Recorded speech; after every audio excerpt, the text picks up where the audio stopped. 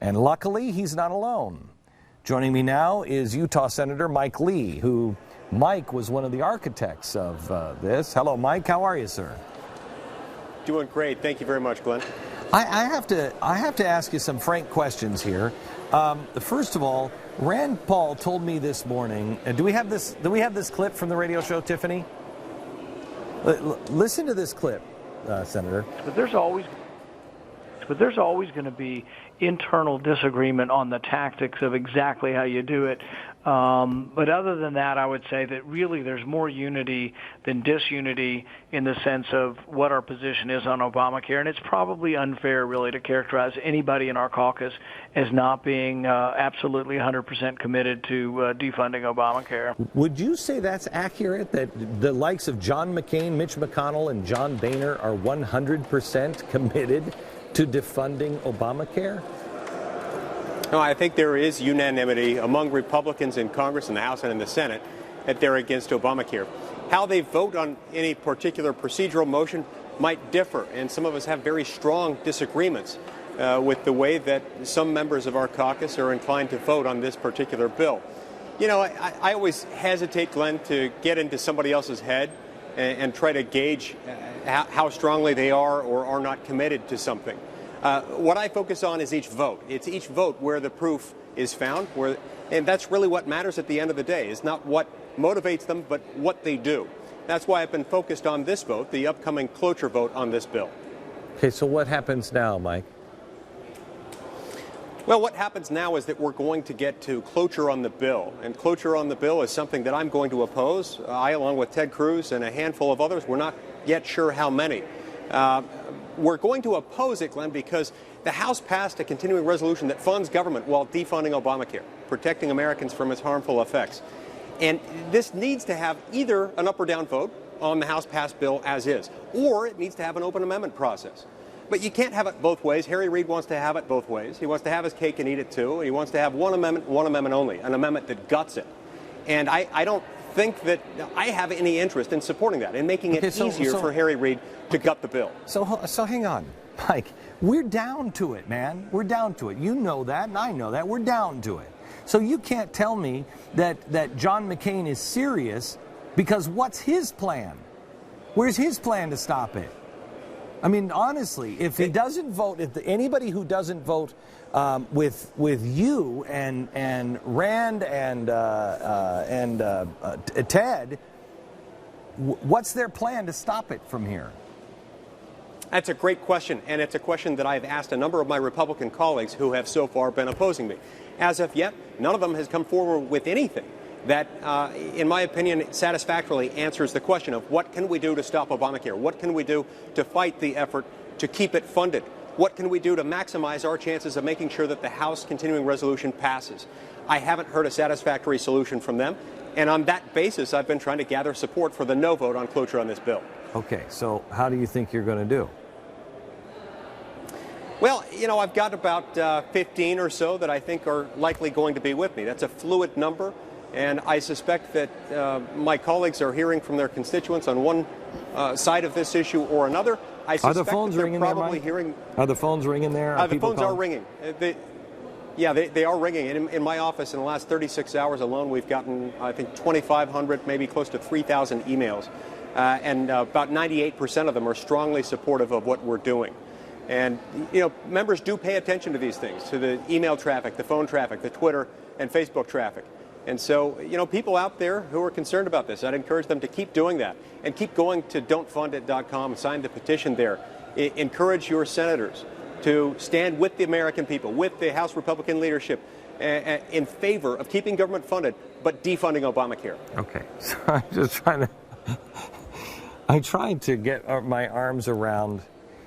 I'm trying to get my arms around this nice statement from Rand Paul today that no, they don't want Obamacare and they want to defund it, but then they don't go for cloture, and then they don't have a plan for their own. There's 15 Republicans, 15 that are standing with you. So that means this thing's going to be funded. Where do we go from here, Mike, if miracles don't happen? Well, I think we have to keep asking the American people to continue to weigh in. And as they do that, I think it becomes more likely that more senators join the no-vote coalition when it comes to cloture on this bill. If we can hold 41 on this, Glenn, I think we can stand behind this principle that we do have to keep government funded and we have to defund Obamacare in the process. If we can't hold 41, it's going to be really hard to do that. You are a guy who has been around, I'm sorry to say and sorry to inflict this on you, but you're a guy who's now been around politicians for a while. You didn't necessarily go because that's what you wanted to do your whole life. You went because I know you wanted to do the right thing. So if they really believe this is the right thing to do, what exactly is their motivation for? Are there people there that think that this is that it'll make it worse, or it'll make it better for their re-election if Obamacare goes through? Do they understand that the American healthcare system as we know it is over once you don't stop this once it's started? Do they know that? Yeah. Well, what I've heard from my colleagues on the other side of this issue is that they think it would be helpful to have a vote on a 51-vote threshold on this issue, and that vote could itself serve as a sort of contrast point to give us momentum in the next general election. And my point is that, look, this thing is about to kick in. This is a real tipping point here. Once this law kicks in, once the mandate subsidies, the exchange subsidies kick in and the expanded Medicaid, it's going to be very difficult to get rid of this thing. Big entitlement programs tend not to go away once we've adopted them. So what I'm saying is it's not just about a vote. It's not just about showing contrast with a vote on a record. This is about winning. And this is about showing the American people we will stand with them, and that we want to keep government funded, but we are not going to fund Obamacare, and we're going to do everything we can to defund it. Mike, there's a big difference between casting a vote and achieving victory. We want victory. I told Jim DeMint probably about 7 years ago, I said there's going to come a time when the American people will be absolutely done with all of you. And they just won't listen to you anymore, and you think you're going to hide in this little Republican thing. It's not going to happen. This is probably 8 years ago now that I've said this to him. And I don't know if he really got it then. He was probably pretty sharp on this, but I don't think he really understood how bad it would get when I first said it to him. And I don't think your colleagues do. And for me, at least, what I got out of this, I watched everybody. I watched everybody who got up and spoke, and I watched Ted Cruz, and I thought, this is really the test.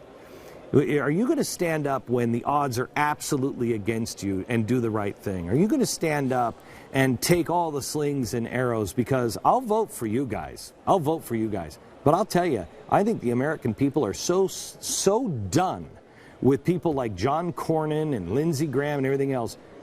I will live my life to see those guys defeated in their next election. Cornyn is here, and I might run for senator in Texas over Cornyn. That's a nightmare. These guys, are they aware that the American people are done with them? I had not heard that rumor yet, Glenn. I don't know whether you floated that on Twitter yet or not. I suspect that might be a newsmaker at this point. Which part? That the Americans are done with them? That you were running for the Senate. I didn't realize that was news. So I'm happy. It sounds like I'm the first one to know. Just a little bit. You are a Texan now, is that right? Yes, I am. Yes, I am. Yes, I am. My question here, Mike, is really seriously, are they aware that they don't have another election in them running this way? The people are done with this whole smoke and mirrors thing. They won't vote for them again. This is certainly the signal that Ted Cruz and I have been looking at, and that Ted Cruz and I have been messaging, that the American people do want us to stand up. They do want us to fight. They don't want us to just cast a vote. They want us to do everything we possibly can here. Now, what my colleagues do or don't understand is for them to answer. What will or won't happen might be the subject of some disagreement among Senate Republicans. But I understand exactly what you're saying, because I've heard a lot of frustration from a lot of Americans. And they do want us to fight on this, and they want us to achieve victory. One of the good guys, Mike Lee, thank you very much. I appreciate it, and Godspeed. Back in a minute.